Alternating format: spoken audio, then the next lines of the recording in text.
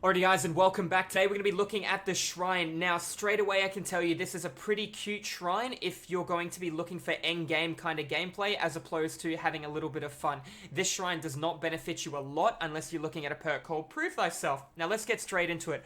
Blood Warden. Blood Warden is basically a pretty decent perk at the end of the trial. It allows you to seal exit gates. What does this mean? If an exit gate is powered and opened by a survivor, therefore the endgame collapse has started, you are to down another survivor and place them on a hook.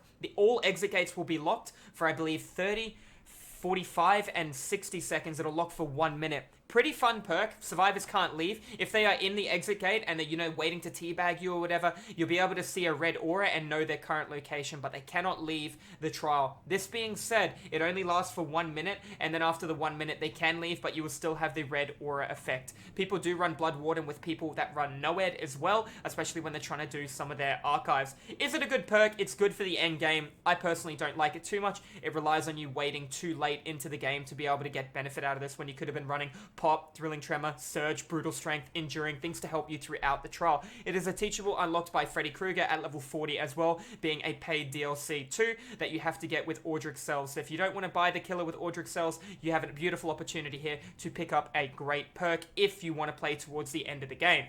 Moving on to the next perk, Left Behind, a non-DLC teachable, unlocked by Bill, as we all know, William. So what does it do? Basically unlocks one's potential to see the hatch when all your teammates are dead. Wow, what a perk. So you have to wait till everyone's dead or everyone has escaped the trial, whether they've left through the exit gates, whether they've died, then this perk takes effect. That is not a good perk. Dead by Daylight is a team-oriented game where you need to work together to outmaneuver and outplay a killer. I do not recommend this perk. I think it's one of the worst perks in the game, unless you're going for like a key challenge where you have to use a key to get out through the hatch. Then it can be really fun and great. I wouldn't recommend it in solo queue personally. I would rather take something like Mad Grit. Personally, I'd rather take something like Kindred. I don't know why I said Mad Grit. Don't listen to that. That is a killer teachable. And speaking of teachables, that is the next teachable we're about to walk and have a look down.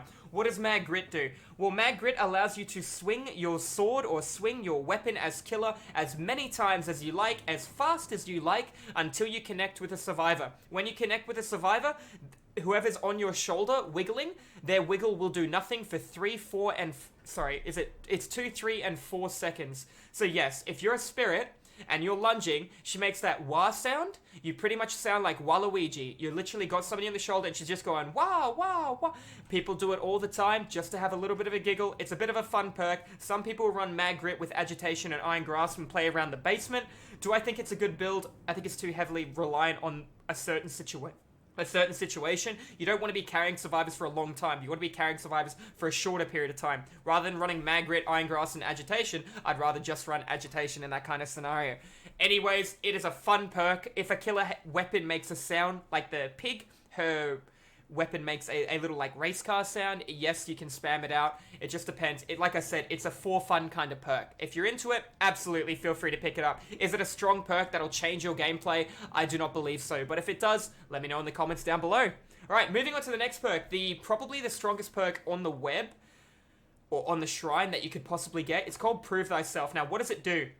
Basically, while 2 people or 1 or more people are working on a generator, Prove Thyself activates. So whether that's 2, 3, or 4, this perk does not stack. Therefore, if multiple people have Prove Thyself, it will not work. You will still, however, get the blood points, keeping in mind. So when multiple targets are working on a generator, they repair 15% faster, therefore countering the penalty for multiple people being on a generator. However, it will work if you know that there's another teammate coming. If you're on the generator yourself, then it will not work. If you have something like Better Together, a Nancy teachable unlocked at level 30 to allow you to know where your teammates are, or will allow them to know where you are, and if one of them goes down, you can see all your allies, that kind of perk will work great. So will Bond, another Dwight teachable. Not a DLC perk, therefore I don't recommend getting it out of the shrine. I reckon you could just level up Dwight and get it by default. Legion can be unlocked, well, this is a Legion teachable, Mad Grit, I believe at level 40. This can be unlocked through in-game Audric Cells, iridescent shards, Aldrich Cells, which is this currency here, is what needs to be unlocked for Freddy Krueger. Therefore, if you had to pick a perk,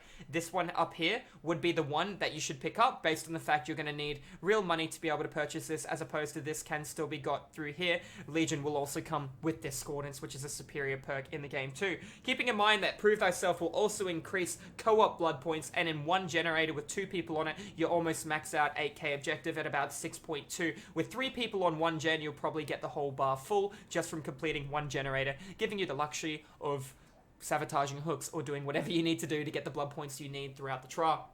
Anyways, guys, I'm going to make this a really quick and short shrine video. I hope you guys stay safe. I hope you guys have a wonderful time. Thank you all for coming in and watching. Make sure you hit that subscribe button over here on YouTube, and you pop into the live streams where I stream DVD 5 days a week. Guys, thank you all for watching so much. I will see you in the fog, and take care.